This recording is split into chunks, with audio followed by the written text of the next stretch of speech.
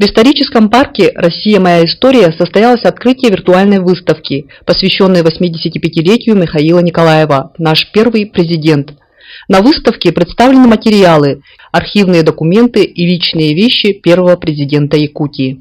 В плане вот того духа, который вселил в нас, энергии, который вселил в нас еще Михаил Ефимович Николаев, мы очень уверенно смотрим в будущее, и вот эта энергия нам позволяет жить, трудиться, творить вот на севере, в непростых природно-климатических условиях, и с позитивом смотреть в будущее. Я думаю, что Михаил Ефимович заслуживает самых высоких оценок и государственных наград. Современная выставка показывает глобальность деятельности Михаила Николаева. Открыта площадка для более глубокого, широкого познания деятельности и жизни Михаила Николаева, первого президента Якутии. Экспозиции выставки позволяют прежде всего понять, в каких условиях в начале 90-х годов, в 2000-х годах состоялись те решения и выработаны были те направления государственной политики, которые позволили республике очень динамично в социально-экономическом плане, политическом плане, в культурном плане развиваться. Здесь можно приобщиться к первоисточникам тех документов, которые стали судьбоносными. Можно, приобщаясь к ним, понять неординарность и глубину мысли Михаила Ефимовича Николаева. Сегодня надо сказать, что мы ряд тех решений, которые в Якутии состоялись, они потом были приняты в качестве федеральной государственной политики. Архивные документы, видео, фотоматериалы предоставлены Центром аудиовизуального наследия Национальной вещательной компании Саха, Национальным архивом Республики Саха-Якутия. Выставка полностью отражает политическую деятельность первого президента и его соратников.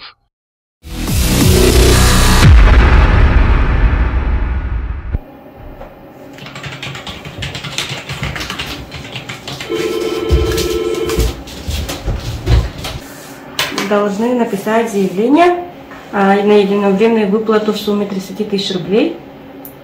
И у нас еще есть ряд помощи. 18 октября в столице Якутии открылся городской центр поддержки семей участников специальной военной операции. Через территориальные органы управления и подведомственные учреждения, за которыми закрепляется шефство, решаются вопросы бытового характера. В дополнение к федеральным и республиканским выплатам семьям города в качестве меры поддержки установлена единовременная выплата от лица мэрии Якутска. По инициативе главы города Якутска Евгения Николаевича Григорьева мы открылись 18 октября и помогаем семьям военнослужащих по единовременной выплате 30 тысяч. Работа городского центра очень востребована в наших реалиях, в сложной обстановке, непростой обстановке в стране. Очень много обращений от жен, матерей, родственников военнослужащих. Помогаем по мере возможности. Городской центр действует на территории городского округа города Якутска. В городском центре поддержки семей участников специальной военной операции осуществляется всесторонняя помощь, такие как продуктовый набор, волонтерская помощь. На текущий момент доставлено 500 овощных наборов. Этим занимаются волонтеры.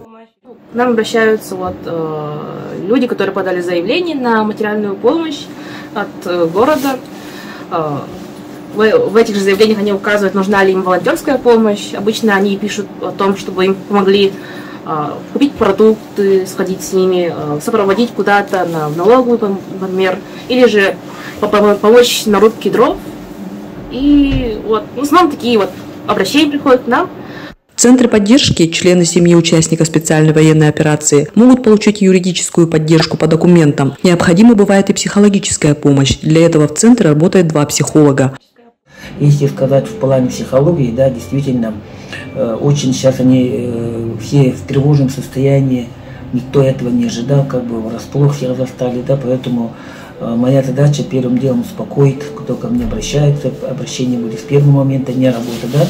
Ну и далее работаем уже конкретно по тем проблемам, которые они сталкиваются именно в плане психологии, да. Что человеку действительно тяжело.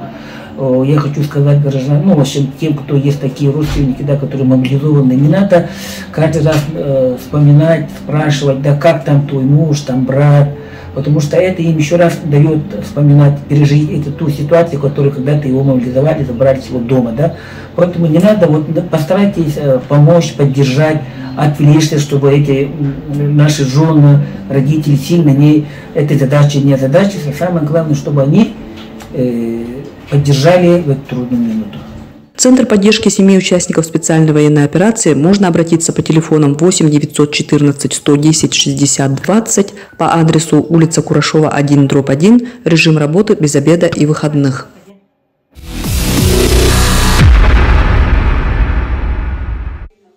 В окружной администрации города Якутска на публичных слушаниях рассмотрели проект бюджета и прогноз развития города на 2023 год и на плановый период 2024 и 2025 годов. С докладом о прогнозе социально-экономического развития городского округа на 2023 и 2025 годы выступила начальник департамента экономики и стратегического планирования окружной администрации города Любовь Кузьмина. Она отметила, что численность населения городского округа увеличилась на 7%. Численность постоянного населения в городском округе на 1 января 2023 года составит 360 552 человека. В период до 2027 года планируется расселить 271 ветхий аварийный дом общей площадью более 142 тысяч квадратных метров. Данные показатели влияют на финансовую устойчивость бюджета городского округа город Якутск. С проектом бюджета городского округа выступила Ольга Максимова, начальник департамента финансов окружной администрации города. К первому чтению прогноз бюджета составляется без учета межбюджетных трансферов, только за счет собственных средств. Доходы и расходы бюджета на 2023 год запланированы в размере 10,5 миллиардов рублей, то есть принимается бездефицитный бюджет. На 2024 год доходы и расходы спрогнозированы в сумме 12,5 миллиардов рублей, на 2025 – 13,4 миллиарда рублей. В текущем году городской округ участвует в реализации 4 национальных проектов: безопасные и качественные дороги, жилье и городская среда, культура и образование. В 2023 году их реализация будет продолжена. После докладов с заключениями выступили эксперты. Первый заместитель председателя Якутской городской думы Евдокия Евсикова отметила, что несмотря на то, что проект бюджета сформирован в рамках серьезных ограничений, практически по всем программам есть увеличение расходов. Также она обратила внимание на объекты дошкольного образования, которые требуют финансирования по ремонту зданий и замены технологического оборудования. Как представитель, скажем, как эксперт от Якутской городской думы, я проработала абсолютно все программы. Их будет в следующем году 23, 18 муниципальных программ, 5 ведомственных. И мы уже несколько лет живем по программно-целевому принципу, поэтому вся суть развития города у нас в муниципальных ведомственных программах. Но надо сказать, что несмотря на все ограничения, которые сегодня есть, и которые мы понимаем, что в силу, скажем, объективных каких-то обстоятельств есть, увеличение есть практически по всем программам. По 2 программам есть немного снижения, но оно тоже объективное. Какие-то расходы ушли, потому что они были разовые, какие-то расходы, скажем, ушли в другую программу немножко, да, то есть в целом увеличение оно немного есть. Конечно, в первую очередь увеличивается фонд оплаты труда по многим направлениям работы, и это очень хорошо, потому что от этого зависит качество жизни наших горожан напрямую. Но в целом мне хочется сказать, что проект бюджета сбалансированный, социально направленный. И, в принципе, конечно, он не хуже, чем, например, в 2022 году. То есть по многим позициям, где-то он остался на уровне 2022 года, где-то немножечко, конечно, есть добавление. Во всяком случае, все социальные обязательства, все необходимые, скажем, мероприятия, то, что администрация города должна выполнять перед горожанами, они вошли в этот проект бюджета. сегодня он действительно вот для первого чтения он бездефицитный.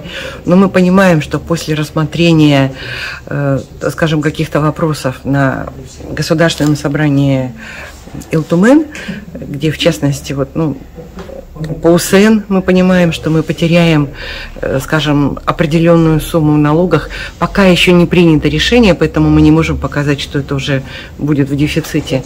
Но если вот будет принято, как сегодня есть проект постановления, то мы понимаем, что определенная сумма, это порядка 750 миллионов, она уйдет в дефицит.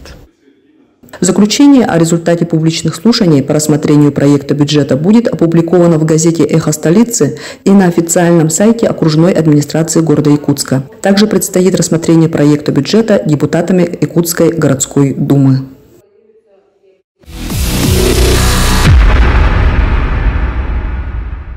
Повольник, душегрея, шапка-ермолка, малахай. Давно забытые предметы традиционной одежды русских старожилов Арктики получили шанс вновь напомнить о себе широкой публике. В здании художественного фонда Якутии открылась выставка древнерусских арктических костюмов «Розовая чайка. Реконструкция и возрождение традиционного костюма русских арктических старожилов Якутии». Это проект, получивший грант Фонда культурных инициатив президента России, авторами которого являются известный модельер Лидия Будищева, историки Сардана Баякова и Екатерина Строгова. Век живи, век учись. Ага, вот, например, до этого я не шила из оленевого меха вообще. Да мне не было, мне не надо оно было. Ага. А в этот раз мне пришлось промысловую одежду шить. До этого я думала, я быстренько на скорняшке сошью. У меня есть скорняжная машина для меха. А моя скорняшка, она даже и не взяла, потому что мех очень толстый. Мне пришлось 1,5 месяца весь этот комплект за 1,5 месяца вручную шить. Ну а что делать? Потому что в проекте есть промысловая одежда. Я его вручную собрала. Работа над коллекцией одежды русских старожилов Арктики в рамках проекта сопровождается научными исследованиями. Это попытка воссоздать тот достоверный традиционный костюм русских старожилов, который под влиянием глобализации какое-то время считался утраченным. Одежда – это является одним из маркеров этнической такой идентичности. И конкретно применительно к русским нашим старожилам, она, конечно, один из, на наш взгляд, главных маркеров, в которой видна не только их своеобразие, особенность, но и их такая межкультурная коммуникация с другими народами и так далее. Вот в этом их какая-то особенность. И мы очень хотим, чтобы наш проект способствовал возрождению. Коллекция уникальна своей исторической значимостью. Она представляет собой достоверный материал из истории русского севера.